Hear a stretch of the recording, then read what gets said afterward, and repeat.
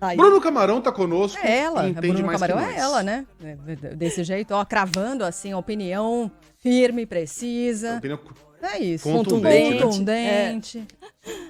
A galera tá falando aqui Bruno que o Cristiano Camarão. Ronaldo foi punido pelo técnico por reclamar de substituição, Então, tem né? esse Tem essa papo história. Foi. Tem, É. mas... Não, tem essa história, não é isso, é fato. Uhum. O Cristiano Ronaldo foi substituído no jogo contra a Coreia do Sul, faltando 30 minutos para terminar, o que eu também achei uma loucura. Você não abre mão de um Cristiano Ronaldo faltando 30 minutos para o final de um jogo decisivo. Mas foi o que ele fez, e o Cristiano saiu falando palavrão. Né? Ele brigou publicamente com o treinador. Aí o treinador, questionado, disse: não, esse é um assunto que a gente vai resolver internamente. Pareceu que ele estava empurrando com a barriga, mas não, ele resolveu internamente. Ele tirou o Cristiano Ronaldo do terceiro jogo. Peitou, deu truco, pediu 6 no truco do Ronaldo. E deu bom pra ele, né? E Você já mostrou o pensou? zap. Colou o zap na testa do craque do time. Então, Ô, Camarão, e agora? Como é que você imagina a postura de Cristiano Ronaldo nessa Copa do Mundo? Tudo bem, Megali? Bom dia a você, a Carla, a Sheila, a todos que nos acompanham aqui na Band News FM. Bom, o Cristiano Ronaldo ele foi reserva no jogo de ontem. Hoje, Portugal se reapresentou e os suplentes, os jogadores que não começaram o jogo, os reservas de fato, foram fazer atividade normalmente lá no centro de treinamento da seleção portuguesa. E adivinha, Cristiano Ronaldo não treinou, não apareceu para treinar.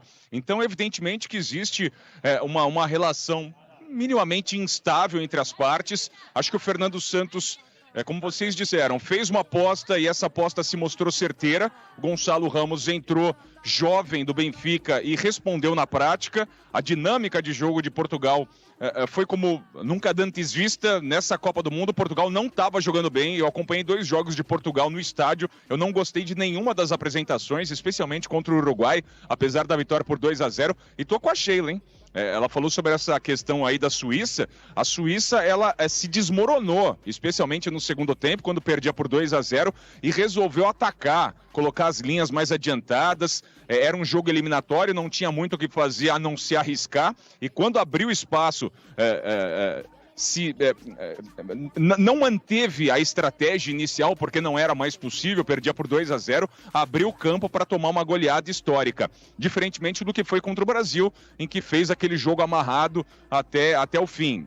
O jogo se condicionou muito pelos gols iniciais de Portugal e o Fernando Santos ele não estava mentindo, fazendo teatro na coletiva. Ele admitiu o desconforto dele com a postura do Cristiano Ronaldo, e ao ser questionado por um jornalista, tá bom, tudo bem, existe esse acordo entre vocês no vestiário, vai se resolver em casa.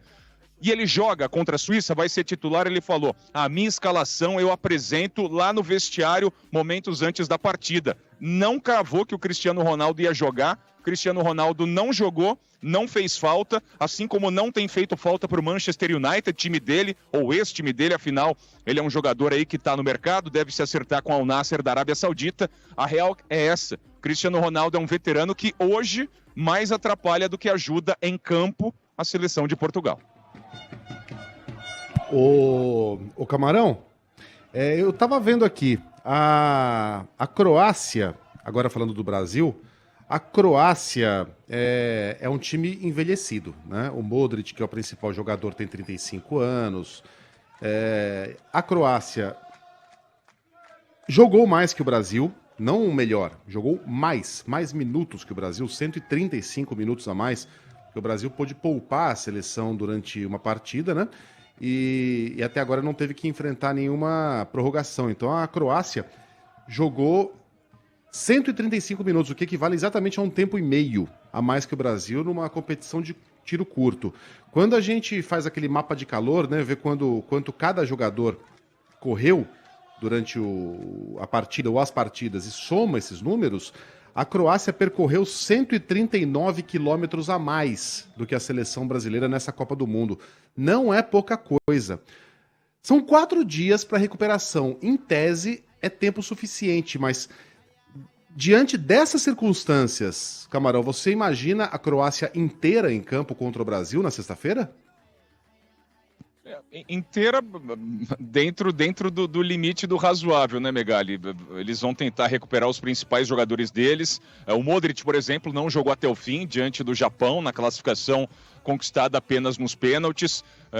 O próprio Perisic, o jogador que fez o gol de empate, já não é mais nenhum menino, muito longe disso. É uma seleção que tem apenas pontos de renovação em comparação àquela que chegou à decisão na Rússia diante da França. Passaram-se 4 anos e é uma equipe que sim se mantém envelhecida e não fez um ciclo espetacular, não.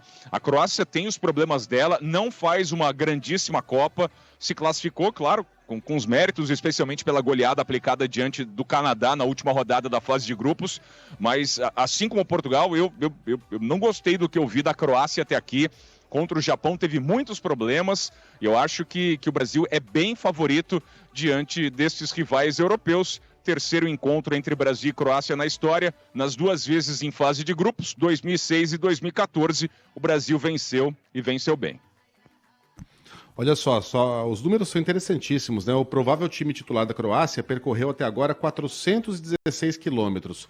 Já os jogadores do Brasil se deslocaram por 277 quilômetros. Cara, a diferença é muito grande. Em média, cada jogador croata já percorreu 37,8 quilômetros contra 25,2. É como se o Brasil tivesse entrado nas 3 partidas com um jogador a mais. Ou seja, ocupando a maior parte do campo e tendo de correr muito menos. O Brasil se desgastou muito menos do que a seleção croata. Agora, para encerrar aqui, o Camarão, Holanda e Argentina, Holanda e Argentina, Brasil e Croácia de um lado. Do outro lado, Marrocos e Portugal, Inglaterra e França. Qual chave está mais complicada, hein?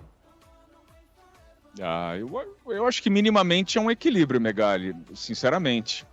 Eu não vejo uma fase, uma chave, um lado da chave muito mais complexo do que o outro. Afinal, a gente está falando de quartas de final, né? Nesse momento, todas as seleções chegam num estado grande de confiança.